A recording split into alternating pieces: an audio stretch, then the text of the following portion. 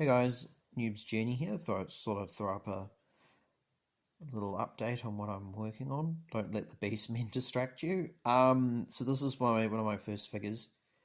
He is a Napoleonic Austrian, obviously. My last video was on Austrians. Went together pretty well. He's obviously not finished yet. I still have to do the black bits and the grey, and he still needs to be shaded. But I thought I would throw up a little video about the Austrian uniforms. So these are Austrian German line regiments. These all come with Perry sets, um, uh, and they're pretty good. Got a lot of different uniforms and stuff, and they're pretty handy. If you're getting into Napoleonics. And over here, these are the Landwehr. So these are your Austrian reserve infantry.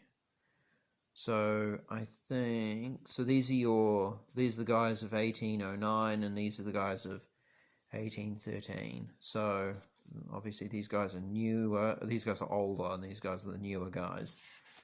Simple uniforms, basically there just to fill out the numbers.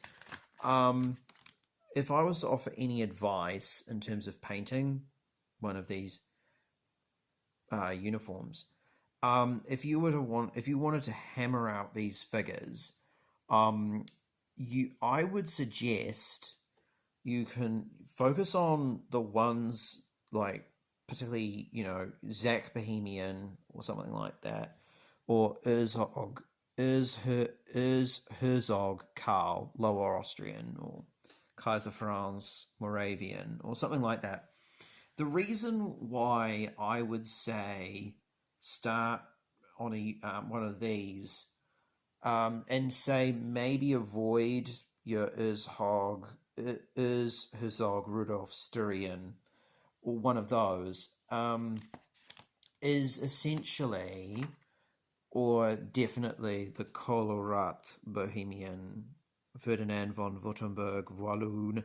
I would say avoid those, for the simple reason that if you want to get through these figures quickly, focusing on, like, say, a color like this, like your Würzburg Galatian, that's for earlier war though.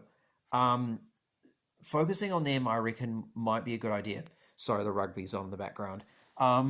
They might be a good idea to focus on because Games Workshop paints, particularly like your Mephiston Reds, they only need to go on in one coat. You don't have to go multiple coats to get like the perfect color. Like if you were to say do Herzog Rudolf Styrian, if you're painting on yellow, what that will mean is that you'll have to do multiple, like a couple of thin coats. You have to do Evelyn Sunset, and then after that you'll probably have to do like another yellow, like a Flash Gets Yellow or something else, Demonic Yellow from the Army Painter off the top of my head. Not exactly sure, but that would be quite a bit of extra work, and you don't want to be doing extra work. You want to chew through these guys, and worrying about doing multiple coats on a figure and you're doing 140 something of them, I don't really recommend that as a good idea. And also, the other thing, in my last video, I said that Kaiser Frank. No, it was supposed to be Francis, and it wasn't Alexander II, it was Alexander I. I think Alexander II is like 18. He's in the middle of the. He's around the time of Lincoln, I think. Alexander II. I believe they were on relatively good speaking terms. He provided Russia with a lot of reforms.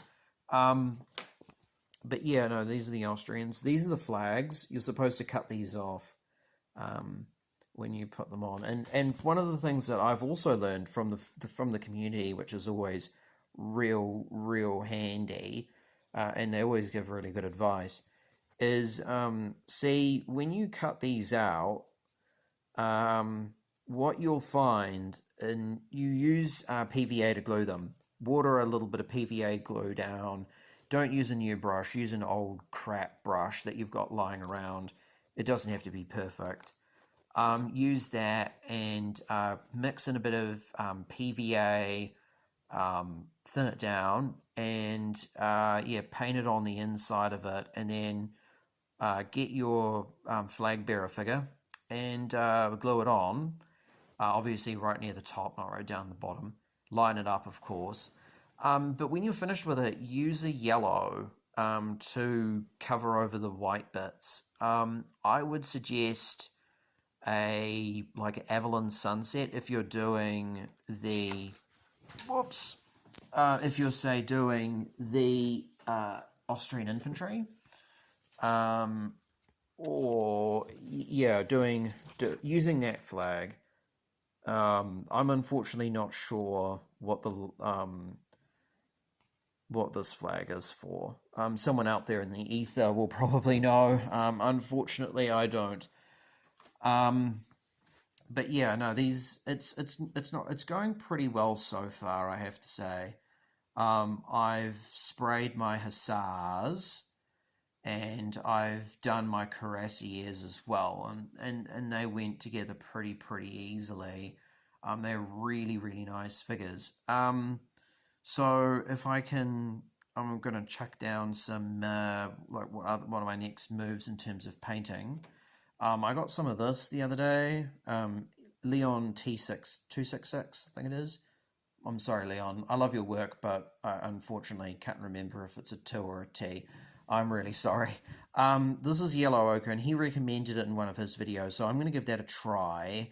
And I've also got Avalon Sunset as a backup. And then I'm hoping to use the matte black, for the Shakos. And then I'm going to use olive green and obviously Yellow Ochre or Avalon Sunset to do the so this thing here, if I can get this stupid thing to focus. Here we go. Will it focus? I think that might be the best I can do, unfortunately. Sorry, team. These things here on their heads, I think, and I might on their helmet, on their hats, I should say. Landwehr have got them too, and I think these guys have got them too. Yeah, I might be wrong, probably am, but I think the Austrians. I know that it's in the Cuirassiers set. They had they would put an oak leaf in their helmet. I don't know, maybe as a sign of good luck, or maybe they're or maybe they were honoring the fact that they were raised in mountains. I don't know, but yeah, no, these they're pretty good, pretty easy to put together, and yeah, I think the Wraith Bones worked pretty well. Other alternatives you could use for like Retributor armor. This is really good. I recommend this. Metal, grass, brass. I don't know why it's grass, but I just realized that now. Metal, grass, brass. Also, these guys here. This is Model Master. These guys are really good. I would recommend these guys. I've used these guys for some bolt action stuff, and it always works out really well. They do a brass, which is also pretty good. It's not a one coat paint that you can put on. You can put this on thin, and it won't cause you any problems. This is really nice paint. But yeah, their brass you'll need to put on a Retributor armor first, and then you can put on their color over the top. If I was to, is it here? Here we go. Now, if anyone out there plays bolt action, I would recommend this. To me, is a must buy. This is gunmetal by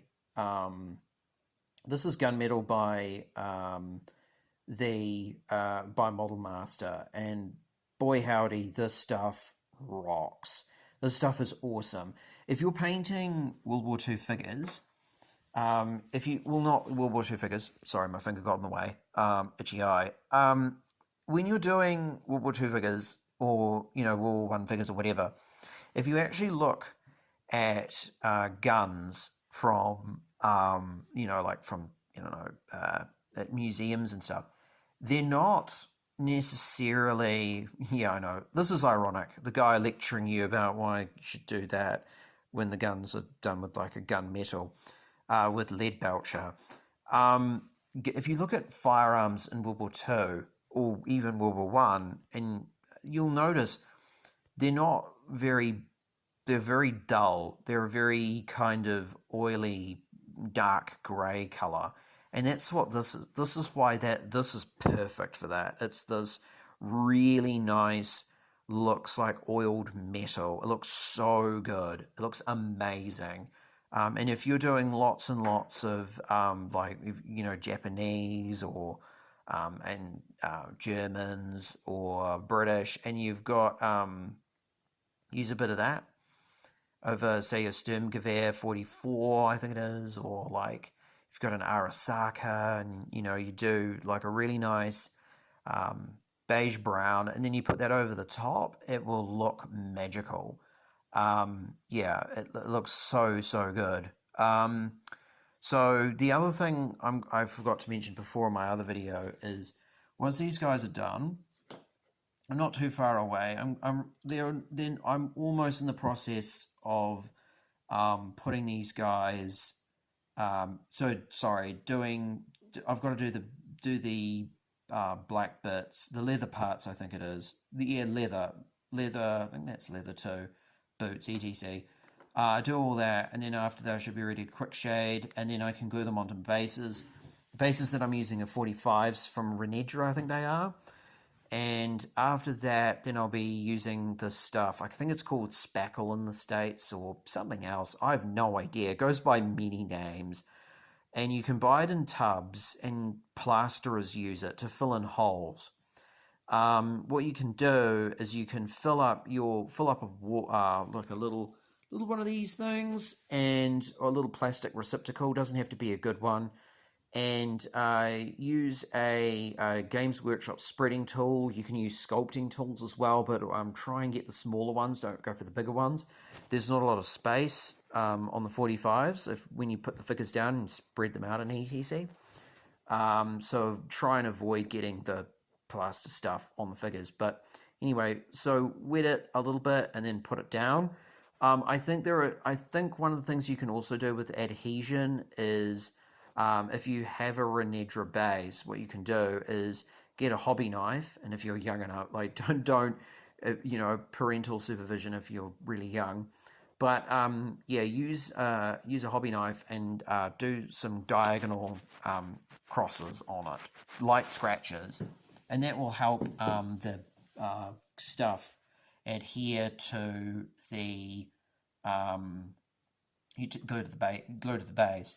I'm also going to get, at some point in time, I've got to get some basing material. So get some Gale Force 9 grass, static grass, or you can use Army Painter static grass. That looks pretty okay too. There's a lot of companies that do different types of grasses. You could even get away with probably Model Scenics.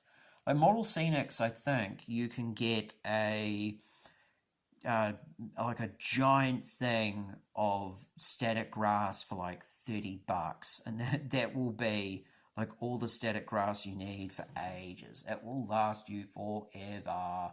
It's really, really good. So yeah, I mean, you could do that, and then you could get like a couple of different colors. I think that's the other trick with Napoleonics too, is that when you're like basing figures, you could just make them all flat green, and I think that would look fine. But I think having like a yellow, like a kind of arid dry grass or something like that, I reckon would really make the figure pop. Also, Army Painter do an amazing collection of tufts. So I mean, you could get some like woodland tufts, and you get like loads of different varieties and use those. And then cork rocks are also good. I've run out of those, and I definitely need to get some more. And the reason why I want to get some more is you put some of them on your basing and it will break the figures up so they're not just walking in like a flat field. It'll give them give a bit of texture to the basing. Um, it will break the units of 4 up a little bit. And I think that will look really nice, particularly on cavalry. I've been a bit naughty. I hope to maybe tomorrow or something. I'll throw up a picture, maybe some videos, or I can walk you guys through it. I mean, they're not super well painted, like they're not Duncan Jones level, and yeah, you know, I've got some Russian cuirassiers. I've got my rest of my Russians that I'm pretty happy with. They're not going to win any golden demons, but yeah, on my cuirassiers, I used some cork rocks from the army painter, and I glued them on super glue, painted them up, and they look really nice. And particularly if they're charging cavalry charging, it makes the basing look a lot more dynamic. I've used it on some artillery as well, and it really makes the base pop that you've got like this rocky kind of outcrop. These not rocky outcrop, but like rocks and bits and pieces and debris, because you can get like broken fences from Renedra, and yeah. So anyway, I'm gonna leave you to it, everybody. I'll talk to you soon. And stay safe, number one. And yeah, I'll talk to you soon. Bye.